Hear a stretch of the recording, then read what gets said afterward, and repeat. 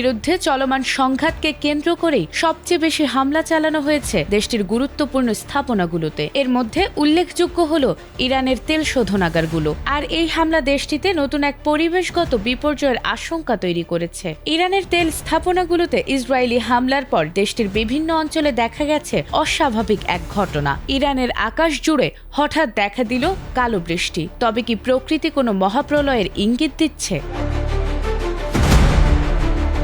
প্রতিবেদন অনুযায়ী সাম্প্রতিক হামলায় ইরানের বেশ কয়েকটি তেল ডিপো ও শোধনাগারে ভয়াবহ আগুন লাগে। এর ফলে বাতাসে বিপুল পরিমাণ বিষাক্ত ধোঁয়া ও রাসায়নিক পদার্থ ছড়িয়ে পড়ে। এই দূষিত ধোঁয়ার মেঘ থেকেই কিছু এলাকায় তেল মিশ্রিত বৃষ্টিপাতের ঘটনা ঘটেছে বলে ধারণা করা হচ্ছে।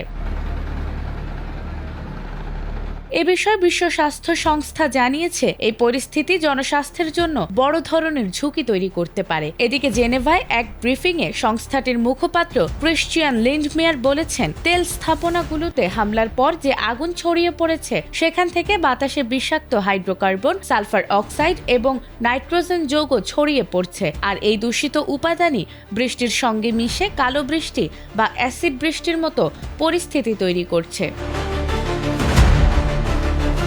বিশেষজ্ঞরা বলছেন, এই ধরনের বৃষ্টিপাত মানুষের শ্বাসতন্ত্রের জন্য মারাত্মক ক্ষতিকর হতে পারে। বিশেষ করে শিশু, বয়স্ক ব্যক্তি এবং হাঁপানি বা শ্বাসকষ্টজনিত রোগে ভোগা মানুষের জন্য এটি আরও বেশি ঝুঁকিপূর্ণ।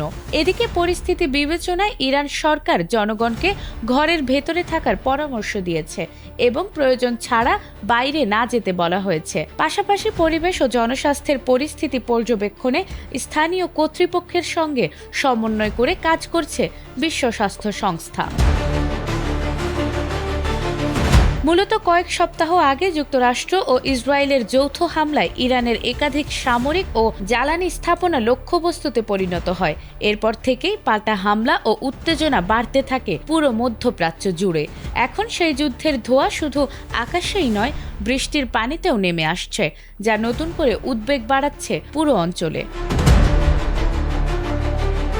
নাজমুন নাহার জান্নাত, এটিএন বাংলা।